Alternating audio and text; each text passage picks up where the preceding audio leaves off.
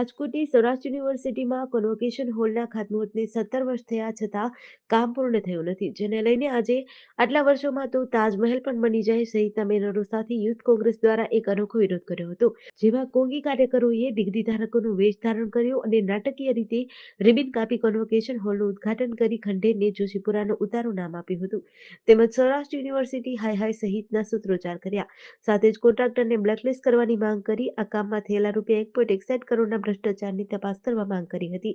સૌરાષ્ટ્ર કોંગ્રેસના પ્રવક્તા રોહિતસિંહ રાજપૂતે જણાવ્યું કે સંઘ અને ભાજપ સાથે જોડાયેલ અને સૌરાષ્ટ્ર યુનિવર્સિટીના પૂર્વ કુલપતિ ડોક્ટર કમલેશ જોશીપુરાના કાર્યકાળ દરમિયાન એટલે કે વર્ષ 2007માં કન્વોકેશન હોલનું ઉદ્ઘાટન થયું હતું. આજે 17 વર્ષ બાદ પણ આજની તારીખે આ સ્થળ ખંડેર હાલતમાં છે. ખ્યાતિકાંડ મામલે છેલ્લા 1 મહિનાથી ફરાર હોસ્પિટલના પાર્ટનર એવી રાજશ્રી કોઠારીને અમદાવાદ ક્રાઇમ બ્રાન્ચે રાજસ્થાનથી ઝડપી પાડ્યા છે. રાજ્યભરમાં ચકચાર જગાવનાર ખ્યાતિકાંડ મામલે આ 8મી ધરપકડ છે. અમદાવાદ ક્રાઇમ બ્રાન્ચ આ પહેલા 7 આરોપીને પકડી ચૂકી છે, જ્યારે કાર્તિક પટેલ હજી ફરાર છે, જે વિદેશમાં હોવાનું સામે આવ્યું છે. ખ્યાતિકાંડ મામલે છેલ્લા 1 મહિનાથી ફરાર આરોપી રાજશ્રી કોઠારી દ્વારા અમદાવાદ ગ્રામ્ય કોર્ટમાં આગોતરા જામીન અરજી કરાયા હતા, જે કોર્ટે 5 ડિસેમ્બરે ફગાવ્યા હતા. રાજશ્રી કોઠારી આટલા સમય સુધી કોને મળી હતી અને તેને મદદ કરવા માટે ઘણા બધા લોકોએ પ્રયાસ કર્યો હોય એવું પણ અમદાવાદ ક્રાઇમ બ્રાન્ચને જાણવા મળ્યું છે. તે છેલ્લા ઘણા સમયથી પોતાના કોન્ટેક્ટ બંધ કરીને રાજસ્થાનની અલગ-અલગ જગ્યાએ ફરતી હોવાનું જાણવા મળ્યું છે. આ સમગ્ર પ્રકરણમાં અગાઉ પણ જ્યારે આરોપીઓ પકડાયા ત્યારે પણ રાજશ્રી કોઠારીને એ વિશેની જાણ હતી કે આરોપો પકડાયા છે, તેથી તેને બચવા માટે ઘણા લોકોએ મદદ કરી હોવાની ક્રાઇમ બ્રાન્ચને શંકા છે. ઓપન એઆઈ માટે કામ કરી ચૂકેલા અને પછી આ જ કંપનીની વિરુદ્ધ અવાજ ઉઠાવનાર વ્હિસલ બ્લોઅરના ભારતીય અમેરિકન એઆઈ રિસર્ચ સુચિર બાલાજીનું મૃત્યુ થયું છે. સાન ફ્રાન્સિસ્કો પોલીસના જણાવ્યા પ્રમાણે સુચિરનો મૃતદેહ 26 નવેમ્બરે સાન ફ્રાન્સિસ્કોના એક એપાર્ટમેન્ટમાંથી મળ્યો હતો. પોલીસને શંકા છે કે સુચિરે આત્મહત્યા કરી છે. સાન ફ્રાન્સિસ્કો પોલીસ વિભાગના પ્રવક્તા રોબર્ટ રૂએન્કાએ ફોર્બ્સને જણાવ્યું હતું કે પ્રારંભિક તપાસમાં સુચિરના મૃત્યુમાં ષડયંત્રના કોઈ પુરાવા નથી મળ્યા. ધ મર્કરી ન્યૂઝ અનુસાર બાલાજી 26 નવેમ્બરના રોજ તેના બુકાનન સ્ટ્રીટ એપાર્ટમેન્ટમાં મૃત હાલતમાં મળ્યો હતો. સુચિરની લિંક્ડઇન પ્રોફાઇલ મુજબ તેણે નવેમ્બર 2020થી ઓગસ્ટ 2024 સુધી ઓપન એઆઈ માટે કામ કર્યું. સુચિરે જણાવ્યું કે ચેટ જીપીટી બનાવવા માટે પત્રકારો, લેખકો, પ્રોગ્રામરો વગેરેની કોપીરાઇટ કરેલી સામગ્રીનો ઉપયોગ પરવાનગી વિના કર્યો છે, જેની સીધી અસર ઘણા વ્યવસાયોને અને વેપારને પડશે. તેમનું નોલેજ અને જુબાની ઓપન એઆઈ સામે ચાલી રહેલા કાયદાકીય કેસોમાં મોટી અસર કરી શકે છે. બનાસકાંઠા જિલ્લાની અતિ સંવેદનશીલ અમીરગઢ બોર્ડર પરથી અમીરગઢ પોલીસે સફેદ પાવડરના કટ્ટાની આડમાં રાજસ્થાનથી ગુજરાતમાં લઈ જવાતો દારૂ ઝડપી પાડ્યો છે. પોલીસે કુલ ₹23,81,000નો મુદ્દામાલ કબજે કરી ચાલક સહિત 2ની અટકાયત કરી પોલીસે 3 સામે ગુનો નોંધી તપાસ હાથ ધરી છે. અમીરગઢ પોલીસ દરેક વાહનનું ઝીણવટભરી તપાસ કરી તે સમયે રાજસ્થાન તરફથી એક ટ્રક શકમંદ આવતા અમીરગઢ પોલીસે તપાસ કરતા તેમાંથી દારૂ ઝડપાયો હતો, જેમાં કુલ 4,608 બોટલો, જેની કિંમત ₹8,78,168 સહિત કુલ ₹23,81,168નો મુદ્દામાલ કબજે કર્યો છે. સુરત શહેરમાં છેલ્લા 36 કલાકમાં તાવથી 5 લોકોના મોત થયા છે, જેમાં એક 4 વર્ષની બાળકી અને દુલ્હનનો પણ સમાવેશ થાય છે. છેલ્લા 3 દિવસથી તાવમાં પીડાતી યુવતીએ પીઠીના દિવસે એકાએક બેભાન થયા બાદ દમ તોડતા પરિવાર માટે ખુશીનો માહોલ માતમમાં ફેરવાયો છે. તાવ અને ઝાડા ઉલટીના કારણે થયેલા આ 5 મોતને ધ્યાનમાં લઈને હવે આરોગ્ય વિભાગનો એપિડેમિક સેલ સક્રિય થયો છે, જેમાં અલગ-અલગ ટીમો બનાવીને મૃત્યુ પામનાર લોકોના અમરોલી, બમરોલી, પાંડેસરા સહિતના વિસ્તારોમાં સર્વેની કામગીરી શરૂ કરાઈ છે.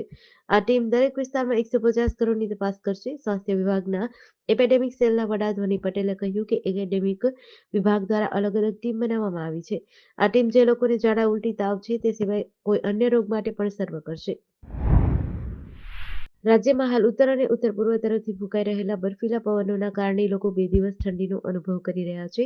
છેલ્લા 24 કલાક દરમિયાન રાજ્યમાં સૌથી ઓછું 6 ડિગ્રી તાપમાન નલિયામાં નોંધાયું છે, જ્યારે અમદાવાદ, રાજકોટ અને વડોદરામાં પણ તાપમાનનો પારો ગગડીને 13 ડિગ્રીની નીચે જતા લોકો તાપણાનો સહારો લેતા જોવા મળ્યા હતા.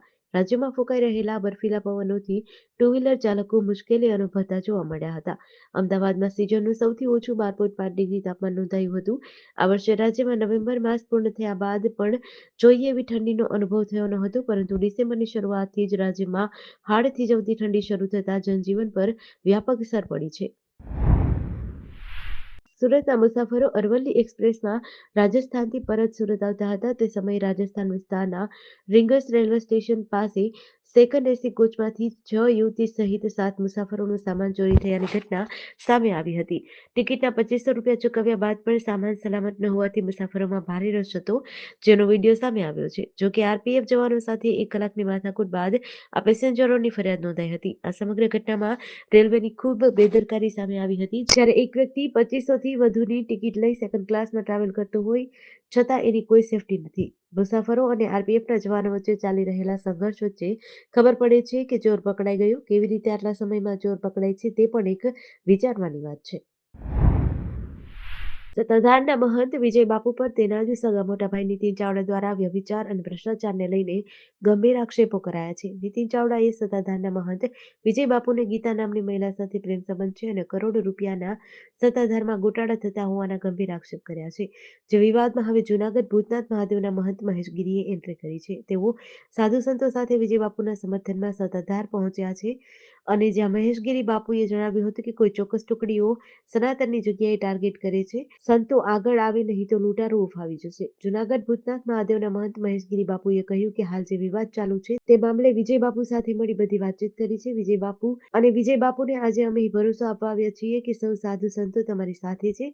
આ સંતની જગ્યા છે જ્યાં સત્તાધારમાં વિજય બાપુ સેવા કરી રહ્યા છે. સનાતનના સૌ સાધુ સંતો મહાત્માઓ વિજય બાપુની સાથે છે. અમે અહીં વિજય બાપુને એક વાત કહીએ છીએ કે સૌ સાધુ સંતો તમારી સાથે છે. 101 ખેડૂતો હરિયાણા પંજાબની શંભુ બોર્ડરથી દિલ્હી જવા નીકળ્યા હતા, પરંતુ હરિયાણા પોલીસે તેમને ઘગ્ગર નદી પરના પુલ પર અટકાવ્યા હતા. પોલીસ ખેડૂતોને સમજાવી રહી છે. અધિકારીએ કહ્યું કે આ અંગે સુપ્રીમ કોર્ટમાં 18 ડિસેમ્બરે સુનાવણી છે, તેની હજી રાહ છે.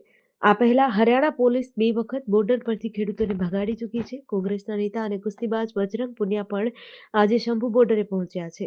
આ સિવાય તરણા દળના નિહંગો પણ અહીં પહોંચ્યા છે. પંજાબ બાજુ 10 સરકારી એમ્બ્યુલન્સ પાર્ક કરાઈ છે. બીજી તરફ હરિયાણા સરકારે અંબાલા જિલ્લાના 12 ગામોમાં ઇન્ટરનેટ પ્રતિબંધને 18 ડિસેમ્બર સુધી લંબાવ્યો છે. આ સેવાઓ 17મી ડિસેમ્બરે સવારે 6 વાગ્યાથી મધરાતે 12 વાગ્યા સુધી બંધ રહેશે. ખનોરી સરહદ પર સંયુક્ત કિસાન મોરચા નેતા જગજીત દલ્લેવાલ સતત 19મા દિવસે અમરણાંત ઉપવાસ પર બેઠા છે. ખેડૂત નેતા સરવણ પંઢેરે કહ્યું કે આખો દેશ દલ્લેવાલના સ્વાસ્થ્યને લઈને ચિંતિત છે, પરંતુ દેશના વડાપ્રધાન નથી. એલસીબી પોલીસ સ્ટાફના માણસો ભાવનગર શહેર વિસ્તારમાં પેટ્રોલિંગમાં હતા. તે દરમિયાન બાતમી મળેલ કે વિક્રમભાઈ રણુભાઈ પરમાર તેની સફેદ કલરની કારમાં બહારથી ભારતીય બનાવટનો ઇંગ્લિશ દારૂનો જથ્થો લાવી ડોન ચોક ડોક્ટર હોલ પાસે પસાર થનાર છે. જેના આધારે તપાસ કરતા કારમાંથી દારૂની બોટલ નંગ 480, કિંમત ₹69,600, RC book, PUC certificate, tax invoice, વીમા પોલિસી તથા સફેદ કલરની કાર કિંમત ₹2 લાખ મળી કુલ 2,69,000નો મુદ્દામાલ સાથે વિક્રમભાઈ રણુભાઈ પરમારની ધરપકડ કરી વિવિધ કલમો હેઠળ ગુનો નોંધી પોલીસે વધુ કાર્યવાહી હાથ ધરી છે.